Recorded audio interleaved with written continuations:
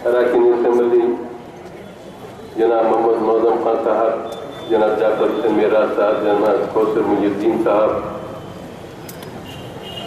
औरंगाबाद के मेहमान खुसूसी जनाब इम्तियाज जलील साहब, जनाब सैयद अमीनुल हसन जाफरी साहब, साबिक़ मीरान अव्वल जनाब जुल्फ़िकार अली साहब, जनाब माजिद साहब, जनाब सैयद अब्दुल हक नज़ीर साहब इंचार्ज शोबे तंजीम, मजलिस रुफ़ा, हाज़रीन किराम, चंद लम्हों में मोहतरम नक़ीब मिल्लत बैरिस्टर असदुद्दीन ओवैसी साहब तशरीफ़ लाने वाले हैं। मैं फ़ख्र मिल्लत अल-रहमा के ताल्लुक़ से इतना अर्ज़ करूँगा कि आज फ़ख्र मिल्लत की याद हर एक के दिलों में मौजूद है। उनकी जो कोशिश थी, उनकी जो मेहनतें थी, उस मेहनतों के ज़रिए आज मजलिस इत्तेहादुल मुस्लिमीन ने बहुत बड़ा मुकाम हासिल किया। वो ज़माना था 11 महीने जेल की सोबतों को बर्दाश्त करने के बाद फ़ख्र मिल्लत रिहा हुए तो दारुस्सलाम जो हुकूमत के कब्जे में था उसको हासिल करने के लिए अदालत का रुख किए।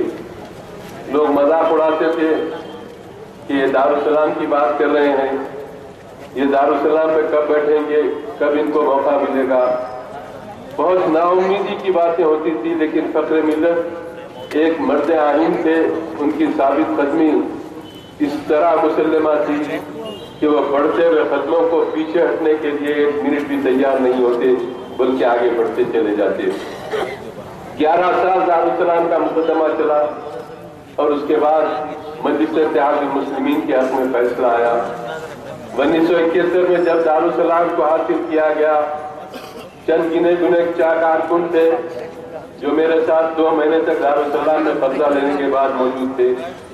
दारुस्सलाम में दिन रात वहाँ पर फ़ख्र मिल्लत की हिदायत पर हम दिन रात वहीं पर रहा करते थे इब्तिदाई 2 महीने। उसके बाद दफ्तरियत का आगाज हुआ। दारुस्सलाम की मलकियात की तामीर के लिए फ़ख्र मिल्लत ने संगे बुनियाद रखा और तामीरी कामों का आगाज हुआ। खंडेर की हालत में दारुस्सलाम था और हैदराबाद का फायर ब्रिगेड का हेडक्वार्टर था दारुस्सलाम हुकूमत की तरफ से। वो सब बर्खास्त करके हमने हासिल किया और आहिस्ता आहिस्ता उसकी तरक्की हुई। दारुस्सलाम प्राइमरी स्कूल का इफ्तिताह हज़रत फ़ख्र मिल्लत अलैहिर्रहमा ने किया।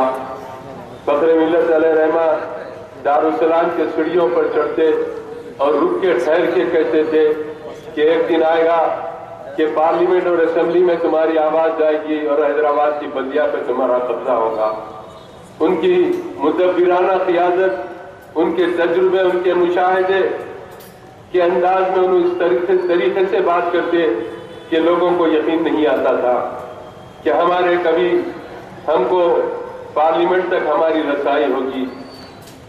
कई इलेक्शन पार्लियामेंट के लड़े, मजलिस हारती गई। 5वीं मरतबा जब लड़ी तो सालाने मिल्लत सुल्तान सलाहुद्दीन अवैसी रहमतुल्लाह अलैह 2500 वोटों की अक्सरियत से पार्लियामेंट के लिए मुंतखब हुए और वहां से लेकर आज तक पार्लियामेंट का कब्जा मजलिस इत्तेहादुल मुस्लिमीन के हक में है।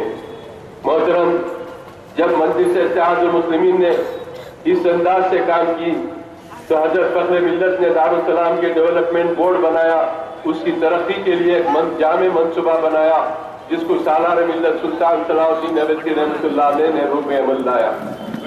हजरत फ़ख्र मिल्लत ने इमरजेंसी के दौरान उस जमाने में हज व ज़ियारत को तशरीफ ले जा रहे थे, निहायत ही सरगर्म थे हर तरफ। मोहतरम नक़ीब मिल्लत बैरिस्टर असदुद्दीन ओवैसी साहब सदर मजलिस रुकने पार्लियामेंट तशरीफ ला चुके हैं, शहनशीन पर मौजूद हैं।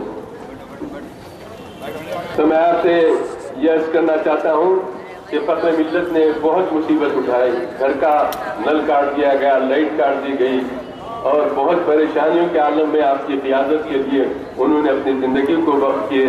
अल्लाह ने उनके सब्र को, उनकी मुसीबतों पर राहत में तब्दील की और मुसलमानों को एक खोया हुआ मुकाम मिला।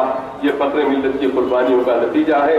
सदर मोहतरम तशरीफ ला चुके हैं। मैं इन चंद ख्यालात के साथ आपसे रुख़्सत होता हूँ। शुक्रिया। खुदा।